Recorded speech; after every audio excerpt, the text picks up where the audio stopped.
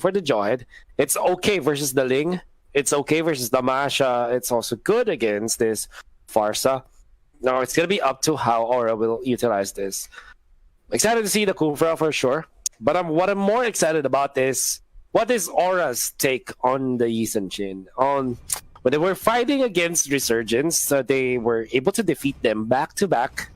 Even when their opponents are using the Yisun Shin, it kind of tells me that maybe Aura knows something about this hero to deal with it. But after that game number 1, when they were literally stopped on their tracks by this Yisun Shin, I have my reservations. So maybe the last, how to say this, criteria for me to say that Aura PH really knows this hero is if they win with this hero.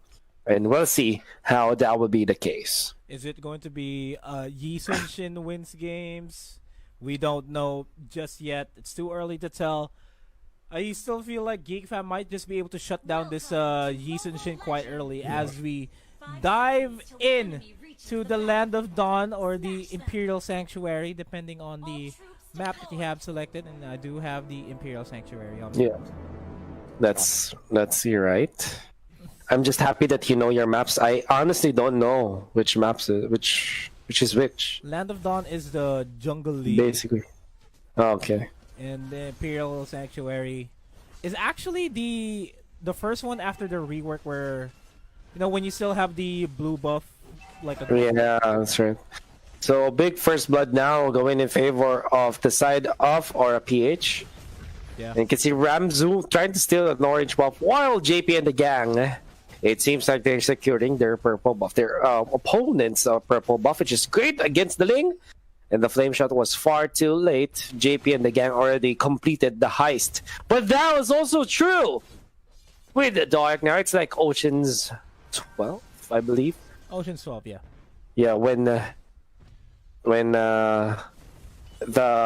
forgot that guy. That French guy actually stole it away from them, or counter stole it.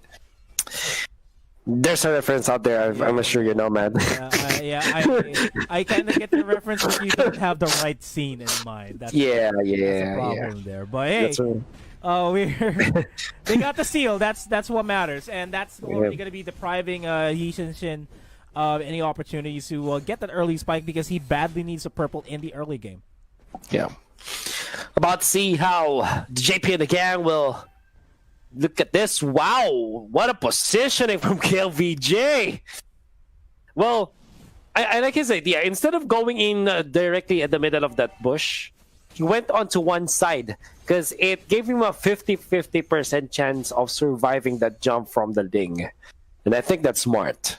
Amazing decision then from KLVJ. It's a small play, but again, those small plays, they add up. Yep. It's a net positive result there. I mean, yeah, all things considered, they are relatively in the lead, Aura, but as long as those types of small plays come out, you're still good. JP eyeing out Epin here, gets the tag with that arrow, pops the ultimate, knows where everybody else over at the top side. Kilowash, Napilay is going to get taken out, and he is going to be crippled there because of that kill 8 seconds out of the fight. Bottom lane, they're going to be able to push this as JP converts it into a sword this time. Juggling between range and melee form now. KLVJ Cutie Patootie will be pummeled down by 4 members. It's way too cute. And I guess the side of Geekfam wants him badly. And I'm already feeling a difference between the playstyle of Yi Sun Shin. Oh, the yeah, I got yeah, that's it. I got diverted there. The diversion, man. Yi Sun Shin is gonna fall. Ramzoon, nice sidestep, and again another head and shoulder fake. Shows that he is going towards the southwest side and then just goes directly south. Really stopped and made it sure that he was able to get away. Flicker. Now Epin trying to zone out KLVJ Cutie Patootie as another catch on Kiluash. Really injured and crippled this time. So you can see he is at 2 deaths on this execute fam. Man, this is This is a relatively good play by Geekfam. They managed to secure the early lead. Sorry about Yeah. that. I got something, going up Yeah. in my. Never mind. Yeah. Anyway. Yes, Wolf. It's okay, Wolf. Okay, nomad. Anyway, that was a good play. They're able to just out-rotate this lineup. Even with Greed's diversion, didn't really divert them as well. I think that was that a desperation move, you could say? Yeah, that's a. I guess the term is a haymaker. They badly want that. Oh, JP steps in the wrong neighborhood, and for sure, Fatal Link's gonna come. There's Purify. However, they might turn this around, and seems like they can as the Atlas falls. In comes the Dragon. Will not actually decide to go there as the Louis is gonna fall as well. Greed taken out. Dayak. It's the Ling. That's unstoppable force, but the flicker for KelVJ used very defensively in there. As they've lost more heroes as compared to what Geekfam lost. That's not what you want if you're RPH, another steal. But the retaliation, however, the Tempest of Blades makes it sure that Doyak is going to see the light of day. Man, this is not a textbook or a playstyle here, so to speak. This isn't how they usually play. They're the ones that are typically controlling the game here, just like what happened during their game against Resurgence earlier on. This is concerning, to say the least, if you're an Aura fan. No, I get what you're trying to say. Yeah, surely if you continuously fall like this, it's really, really concerning after a very good performance against Resurgence and falling against Geekfam in this fashion against the Isenshin and with the Isenshin with their cheeky plays. Masha would win this fight 9 times out of 10. A Masha that's farmed like this, in the execute, it wasn't even an execute threshold.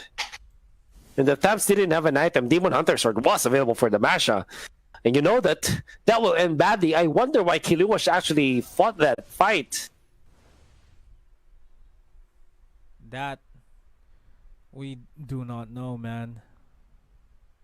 PH, they aren't ready to fight at all. JP is yet to get his big item, which is the Blade of Despair. The Thams is well away from his first item, which probably is a Queen's Wings, perhaps, or something else. The fact that the supports are also famished, that means that they can melt against this Ling.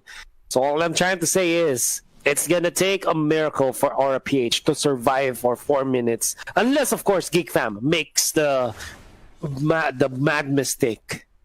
Until then, if Geekfam plays this by the textbook, I don't see them losing the mid game. Oh, get the Fatal Links onto 2. And KLVJ and Greed, they are going to go down here. JP has no answers here in this fight. Oh my. Gets the rage, will actually get the kill onto Joker, but he is going to be traded on because that is still a 3-man presence here over to the bottom lane. Top lane, though, another duel there by Ramzo and Kilowash. And unfortunately, man, JP cannot really fight this. Why did he stay there? He knows that he can be dove by his opponents, and that's exactly what happened. In the bottom fight, Nomad, you can see the desperation in the eyes of JP, just watching his teammates fall one after the other because they cannot fight. The fact that their Thams is hard-pressed to defend top, and they're forced to fight with Louis, Kufra, Jawhead onto the bottom lane against this Ling, Fatal Links in there with the Farsa. You can see really the realization in the eyes of JP, even when that's just an avatar. The way he looked at his teammates, it's almost hopeless at this point. And look at that, the Black Dragon form committed just to secure the purple buff, taking away more of the items and the potential resources for the rest of RPH. Man, this is Aura. Not looking good. Gets the Fatal Links onto 2 once again. Joker. Oh no. Facing Lumiere. a lesson or two on how to Atlas in this composition, as it's just gonna be KLVJ left alive in this fight. The first wipeout in this game, eyeing out this top lane inhibitor turret, and it might just be game. Geekfam securing a 2-0 victory of themselves, for themselves, against Aura, who secured a 2-0 as well. And they did it quick. It seems like they have definitely watched that game from Aura PH when they were fighting against Resurgence. And I guess that even when there's not much to tell from that previous series, what really Geek